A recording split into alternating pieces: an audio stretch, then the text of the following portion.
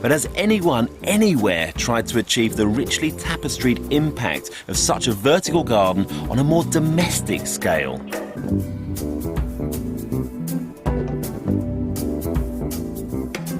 Why did you want to install a green wall in this tiny little courtyard? Well, it just simply wasn't anywhere in the horizontal plane to put any plants. I mean, we just felt that we needed to have some green to soften it, to make it more attractive. And the only space left was the walls. So you can't use a servicing, you just start going up the walls? Yeah. Chris used yet another system, this time a proprietary one he came across on the internet, to construct his living wall. So how does this system actually work?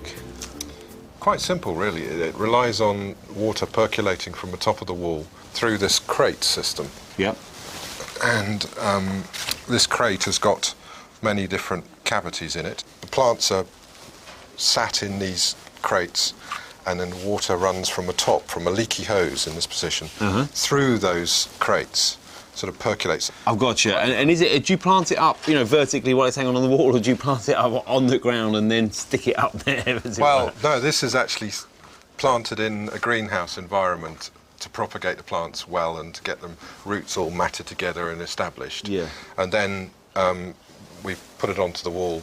It's really just a stud-work wall, and this is screwed to that grid of stud work. Behind this, just for protecting the timber, we put a Tyvek roofing felt. Allows it to breathe. You've very much gone for a geometric design here. Yes. In a way. I mean, there's squares of different plants. Was that your idea? Yes, yeah. Well, I suppose I'm an architect. I like geometric things. And then we've actually added in one or two splashes of colour of more recent times. So it's quite flexible. You can sort of shove in a few more plants if you think it'll add a bit of colour. This is Perronet House. Positioned right next to a massive multi-laned roundabout, it's a large and daunting-looking council tower block built in 1970 with no real garden space. Ben Mason is a leading horticultural light on his landing. Is this just your own balcony here? No, this is actually a communal space, and each floor has its own kind of communal sun deck like this. So anybody from this floor can Anybody access from it? this floor has a key, comes out here, on days unlike this, enjoys the sunshine, and yeah, it's lovely. So it's very important to everybody. Yeah, I mean, it's really important for these blocks, right in the middle of town, there's no real outside space, apart from this, so yeah, it gets used a lot. And you got quite a lot of edibles here. You got herbs and your tomatoes and... Yeah, this is where it all started for me, really. I kind of got into gardening through food. But where do you go from here? What's the next stage? Well, that's quite a difficult one. Who knows? So what about using some of this vertical space a bit more cleverly? I think that would be a great idea. Yeah. Great. When you can't go out anymore, you go up. Go up, indeed. Good plan. So, to challenge Ben to think vertically, I'm introducing him to a friend of mine who won a coveted RHS gold medal at this year's Chelsea Flower Show for demonstrating how the vertical approach can even relate to a small family garden. Happiest Yorkshireman around. Yes. It's going to be a good day today. In fact, vertical gardening was generally all the rage at this year's show.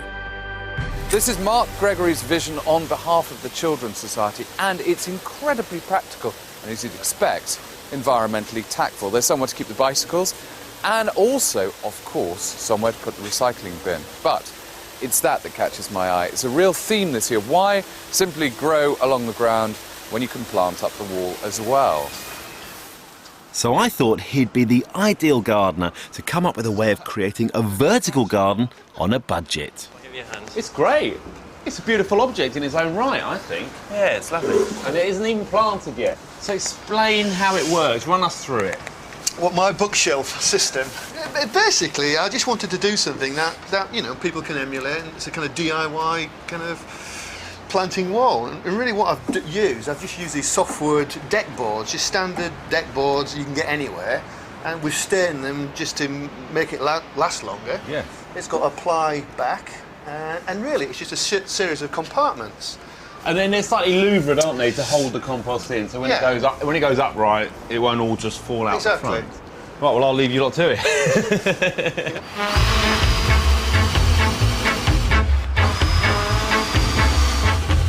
So before we can plant up or even fill up with compost, Mark has to drill holes for the irrigation pipes to pass through.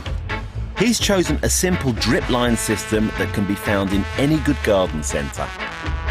Well, Mark, we've got an interesting intestinal system here. This is your irrigation system, a bit Heath Robinson, isn't it? But will it work? The thing is, with this kind of system, it does need water, it needs irrigation. And really what we've used is just this standard drip line, and the idea is that every pocket gets water. Basically, underneath that comes out, plus your hose pipe on there. And that fills it up from the bottom? Fills it up through this main pipe, and even the main pipe has got drippers. Basically, the water kind of comes through and trickles down each section. But if you don't plug it into the hose pipe, you've got a system you can use in a watering can as well. A trickle-down effect, I think they call it in America. This is the belt and braces job. This has got every extra. This has got a hopper on the top where you can water and put your feed in as well. Course. I think you really got to treat it like a hanging basket. If you don't water a hanging basket fairly daily, it'll just dry out. So it's ready to go? Yeah? Ready to We go. can put the compost in and plant it up then? Yep. Great. Oh, don't faff about doing that. This is the way to do it. Play me Joker, definitely on this one. And like a hanging basket, we're using a good quality, moisture-retaining compost. So what's next then, Mark?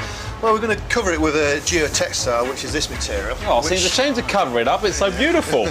Well, this basically will keep everything in and allow the water to come through it, but Yeah. it won't allow the separation of the soil.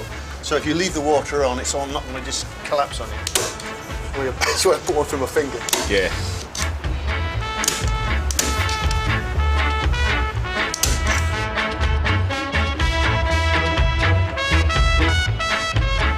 Right, now we get creative with it, okay? So I'm just gonna draw some bands through here, yeah? Well, we did film a section where I revealed my fantastic Patrick Blanc-inspired planting plan to the team. But since I brought along a black pen to sketch it out on a piece of black geotextile... Are you going to give us a key, Joe, to what goes where? Yeah. And since no one paid any attention anyway, let's just move on to the bit where we start planting. If it's tight, I can make a little cross in it, but It's making it hard. Yeah, that's good. And all the roots are going to just knit together. And another one in there while you're at it.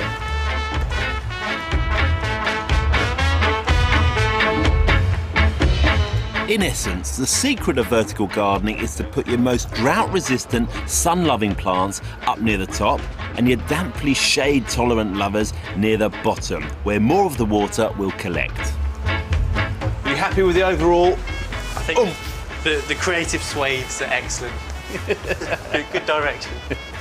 Excellent. And we've got like the mints up here together and the strawberries kind of coming through the middle. Yeah. Looking good. So we're going to put it in its final position? I think we ought to. What do you think, Mark? absolutely. Yeah? Let's go for it. OK, let's have a little bit of a tidy up and then we'll put it in.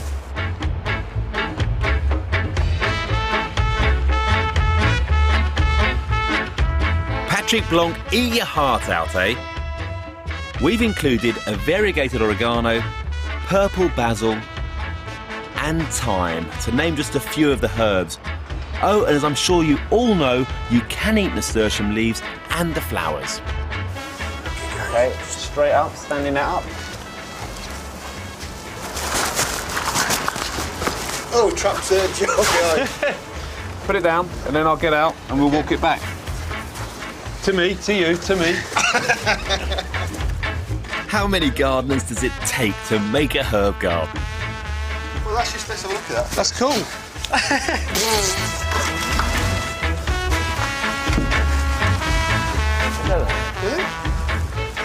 Right, stand back, have a look. Pat ourselves on the back. That's really cool, isn't it? What do you think? It's fantastic, isn't it? It's just amazing. Look at that. Yeah. Look at that. It's cool. beautiful. It is really cool. good. But it's going to knit together as well. I think in the next 2 or 3 weeks, it's Yeah. going to look absolutely fantastic. And it's just fit so well with all the stuff I had already. You know, it's kind of like a carpet going up into a wall. Yeah. Yeah. I want one. Stay away from this one. But there's like 15, roughly, different varieties of herbs and stuff in there ton of without stuff. using any ground space at all. It's pretty clever. It's just amazing. And so much for all the residents here. The whole floor can come out and enjoy it. I think it's just excellent. Well done, Mark. Good use of Yeah. space. It's worked. Test works.